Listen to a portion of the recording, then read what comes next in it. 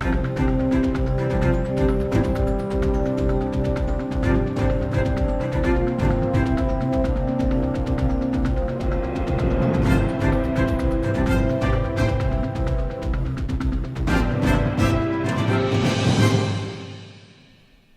and welcome to this news bulletin. My name is RailiSimojokicompressed.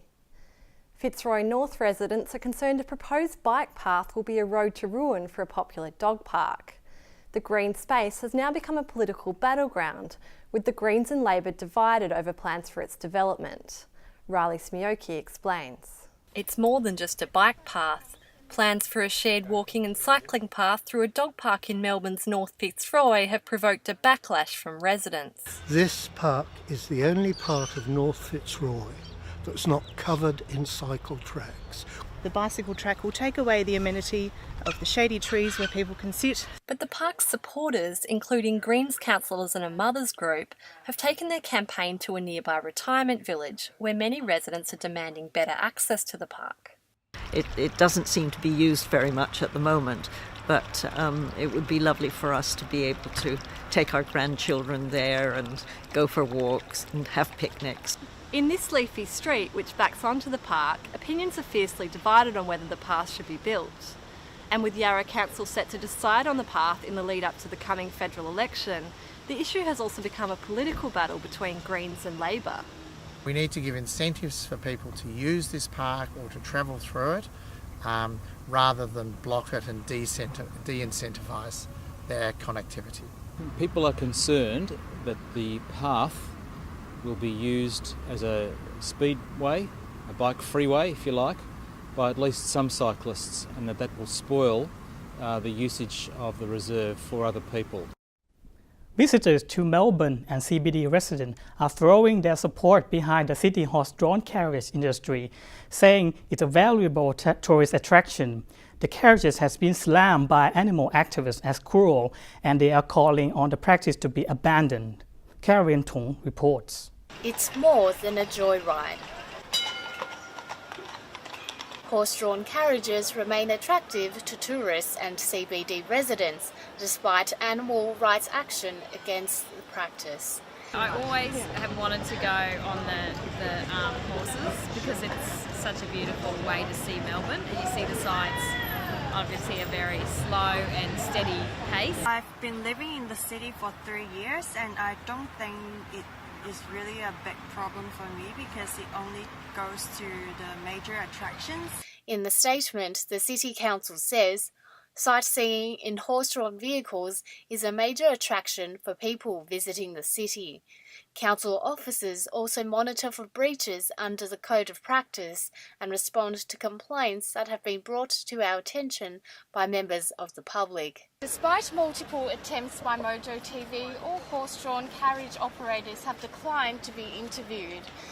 Recent conflict has marked the practice, with advocacy group Melbourne Against Horse-Drawn Carriages protesting for an end to what they are calling a cruel practice. This footage is from a video released by Melbourne Against Horse-Drawn Carriages earlier this year. The group claim a carriage operator was threatening protesters with violence and racism. However, many in the community say people have turned a blind eye. Caroline Tung, Mojo TV. Angry SkyRail protesters have taken their fight to Spring Street, rallying outside state government offices this morning. Fight is not over to stop the SkyRail after the state government has signed a $1.6 billion contract. Dozens of protesters gathered outside the parliament, venting their anger on Andrews' government's plan to remove 9 level crossings between Caulfield and Dandenong. Lower Our Tracks Incorporated is pursuing freedom of information requests, demanding details for the contract. I think people are making their point, they are getting their message across, and they've got to keep that pressure. This is a government that only responds to political pressure. Chinese war veteran has been honoured by their descendants who today joined Melbourne's Anzac Day parade for the first time. Thousands of people gathered and shown of remembrance for the Anzac Day on April 25. The Anzac Day March makes it way down Flinders and Swanston Street in Melbourne city centre. For the first time, descendants of Chinese veterans include in Melbourne March. We want to let Australia sacrifice they have made and the contribution. There are fears unqualified massage therapists may not only be harming unsuspecting customers, but they're hurting their hip pockets as well. Qualified practitioners are calling on the industry to be better regulated. Tim Santasabat has the story. It's the massage that saves her life.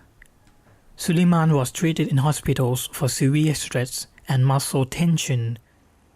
With the help of Thai massage, she won the battle to walk again. After I studying, I just think, I would like to heal people who have the same condition as like me. It takes at least 6 months of full-time study to become a massage therapist, but not everyone is qualified in this unregulated industry. Despite a number of shops offering inexpensive treatments, these customers say it has no guarantee of what they're going to get. They're not good. They don't massage well. They don't know what they're doing. They're just touching and just releasing the pressure. You feel good at that moment because it's just so when they're touching you there, and it's, you know, it's just as if like anybody could give me a massage. But I'm pretty sure that they were not qualified. Especially if you haven't been there, you don't know the people. You know, you don't know what kind of massage they're going to give you. So it is a risk. Last year, Australian Association of Massage Therapists received 45 complaints across Australia. Most of them are notifiable, which include sexual misconduct, and this number is on the rise. If you want a full, proper massage, full body massage, then I think it needs to be regulated, and you want to pay good money to have someone who's qualified and know what they're actually pressing in your body. A divine celebration was held in Federation Square today when devotees gathered to celebrate the birth of Buddha. The festival will continue tomorrow. Darwin Uch went in search of enlightenment. In 623 BC, Prince Siddhartha Gautama was born. He would later go on to become Sakyamuni Buddha, otherwise known as the founder of Buddhism. The Buddha's Day festival was a show of color and culture, and crowds flocked to Federation Square all day to partake in the festivities. All manner of guests flocked to the occasion, with ceremonies and cultural performances on display throughout the day. Festival organizer Venerable Fang was not surprised by the turnout. Yes, this is our expected crowd, and of course we hope there'll be more people who comes together. Those from all backgrounds lined up with incense sticks, hoping to share a part in the day's celebration of spirituality. And with Buddhism's emphasis on compassion, vegetarian dishes offering Asian cuisine were the fare of the day.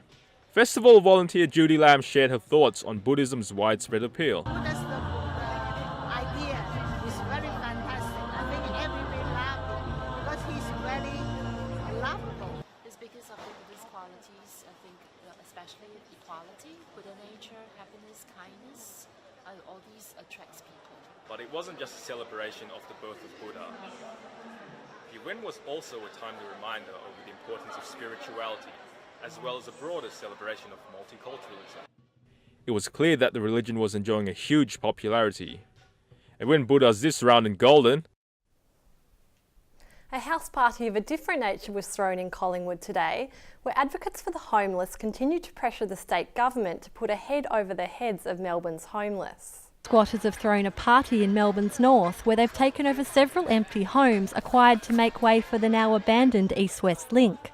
This live-in protest in Bendigo Street, Collingwood has lasted for more than a month. My partner's been on the housing list for a long time, and we decided it was time to take action into our own hands and occupy one of these empty buildings, and this is our new home. Celebrating with song and play, residents vowed to stand their ground until the Andrews government turns over all 148 acquired homes to public housing. Every man, woman and their dog today headed to the Royal Exhibition Building for the 2016 Dog Lovers Show. The annual event is the ultimate celebration for man's best friend, with hundreds begging for tickets. Cassidy Wang was among them. This is the 4th Melbourne Dog Lovers Show, and over the 3 massive days, around 30,000 people are expected to visit this event. This year, many other new faces are joining to the show. Simon is a dog trainer. She has been training dogs for 10 years, and this is her first time being here with her dog Ava. She says it is a great event for people to getting so much knowledge about dogs. You can just go to any stand and ask them a dog-related question and they'll talk for ages about how great dogs are. There are hundreds of dog-related exhibitors, includes pet food, toys, and health service. The Dog Lover Show has grown to become one of the largest events in the world dedicated to celebrating our best brands, and it gets more bigger and popular every year, and 2016 is sure to set records. There are over 35 different dogs Victoria breed clubs showing all shapes and sizes dogs. It's a great place for people planning to buy a dog in the future to check out potential breeds. Yeah, I'm looking for different breeds of dogs that I potentially could own. Yeah. So this is a great opportunity. You get to be really interactive with the different types of dogs and get lots of information, which is fantastic. Cassidy Wong, Monash News. Ordering a beer has never been more complicated, with more than 450 brews being showcased during Melbourne's Good Beer Week festival. Craft beers are expected to wet the most whistles, while some will stick to more traditional ales. Anthony Darcy reports. Brewing beer, an act of art? Well, in modern times it's easy to forget that the Australian beer industry has come a long way from where it once was. G'day! And Melbourne's Good Beer Week festival hopes to show that. Now in its 6th year, Good Beer Week showcases everything from domestic to international ales. The week occurs in bars and pubs throughout Melbourne to boost the local hospitality industry. But perhaps none of these events are quite like its marquee extravaganza, the Gabs Festival at the Melbourne Royal Exhibition Building. Gabs is widely regarded as one of the best beer festivals in the world and allows beer enthusiasts to roam through 2 levels of taste from all over the globe.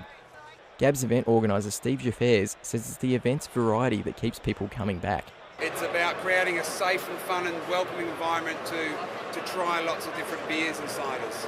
Good Beer Week also presents an opportunity for consumers to get better acquainted with the local craft beer industry, with a number of establishments allowing craft beer to remain on tap throughout the week in order to give customers a different experience and to help raise the profile of these lesser-known craft beers. Nat Reeves of Kaiju Beer believes it is an important week for his craft beer company. There's so many people who come, they come to try something new. A lot of people who would otherwise probably not drink beer even will come and just try something and go, well, actually, beer can taste like this or beer can taste like that. Good Beer Week Festival will come to a head this Sunday evening, which may leave Monday a bad beer morning. Anthony Darcy, Mojo News. Those who believe laughter is the best medicine today made their way to Melbourne CBD for a healthy dose. A large number of people in Victoria celebrated World Laughter Day at Federation Square on Sunday. People of all age groups attended this event to release their tensions and reduce stress. It's great. It's a lot of fun, a great social activity, get to meet new people. This annual event is organized by Laughter Clubs of Victoria. The club hopes to attract more people and beyond to love for good health, happiness and world peace. Good night and thanks for watching. This is Monash News.